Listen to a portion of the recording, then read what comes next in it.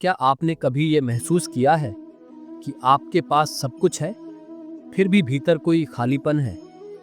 अच्छा घर है, काम है, रिश्ते हैं, मोबाइल में हजारों लोग हैं, लेकिन दिल में जैसे कोई आवाज गूंजती रहती है, मैं अब भी अधूरा हूं।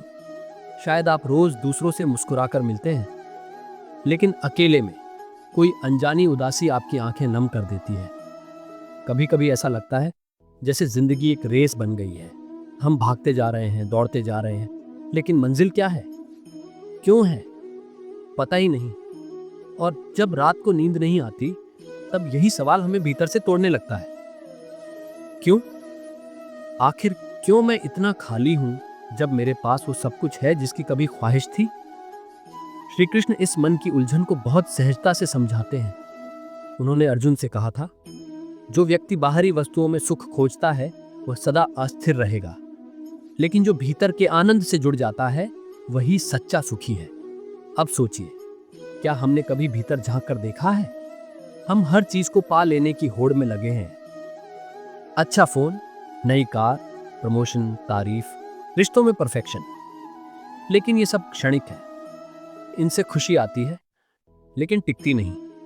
क्यों? क्योंकि ये सुख बाहर की चीजों पर निर्भर है, और बाहर की दुनिया हमेशा बदलती रहती है। श्री कृष्ण कहते हैं, जो स्थायी है वो तुम्हारे भीतर है। वह शांति, वह पूर्णता जिसकी तलाश में हम दौड़ रहे हैं, असल में वो हमारे अपने अंदर ही है। लेकिन उस तक पहुंचना तभी संभव है जब हम पल भर रुकें, खुद से मिलें और कृष्ण की उस दिव्य ऊर्जा से जुड़ें। अब आप सोच रहे होंगे, क्या बाहर कुछ भी पाना गलत है? नहीं, श्री कृष्ण कभी यह नहीं कहते कि संसार छोड़ दो। वो कहते हैं, संसार में रहो, कर्म करो, लेकिन उसमें खो मत जाओ, अपने आप को मत भूलो। हम तब खाली महसूस करते हैं जब हमारी आत्मा और कर्म के बीच एक दीवार खड़ी हो जाती है।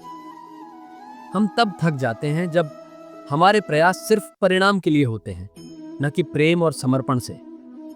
श्री कृष्ण ने हमें कर्म का मंत्र दिया, कर्म करो, फल की चिंता मत करो।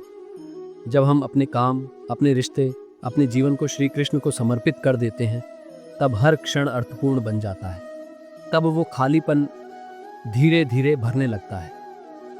एक बार सोचिए, जब आप किसी के लिए बिना स्वार्थ के कुछ करते हैं तो कैसा लगता है? शुद्ध, शांत, पूर्ण। क्यों? क्योंकि उस कर्म में कोई अपेक्षा नहीं होती, बस सेवा होती है, प्रेम होता है। और जहां सेवा और प्रेम होता है, वहां ईश्वर स्वाभाविक रूप से निवास करते हैं। श्री कृष्ण कहते हैं, जहां प्रेम होता है वहां मैं होता हूं। इसलिए अगर आज आप खुद को खोया हुआ महसूस कर रहे हैं, तो इसका मतलब है कि आप खुद से और कृष्ण से थोड़े दूर हो गए हैं। कोई बात नहीं, हर रूह को वापसी का एक द्वार मिलता है। बस थोड़ा रुकिए, थोड़ा भीतर झांकिए, वापस लौट आइए। रोज सुबह 5 मिनट आंखें बंद करके कहिए, हे कृष्ण, आज जो भी करूं वह आपको समर्पित है। कृपया मेरा मार्गदर्शन कीजिए। मेरे जीवन में वह प्रकाश भरिए जिससे मैं खुद को पहचान सकूं। धीरे धीरे आप महसूस करेंगे कि आपकी दौड़ अब शांति बन चुकी है। आपका जीवन अब पूर्णता से जुड़ चुका है, बिना किसी दिखावे, बिना किसी दौड़ के। और यही है सच्चा सुख, सच्चा भराव, वो संतोष जो न किसी चीज में पाया जा सकता है, न खोया जा सकता है। मन को भ्रम होता है कि जब मैं कुछ बड़ा पा लूंगा तब मैं खुश रहूंगा, लेकिन आत्मा जानती है कि मुझे केवल प्रेम चाहिए, और वो प्रेम तभी मिलेगा जब मैं खुद को, अपने हर कर्म को श्री कृष्ण को समर्पित कर दूं। कभी कभी ये खालीपन हमें एक नई यात्रा के लिए पुकारता है, एक ऐसी यात्रा जहां हम दुनिया से नहीं, खुद से मिलने निकलते हैं।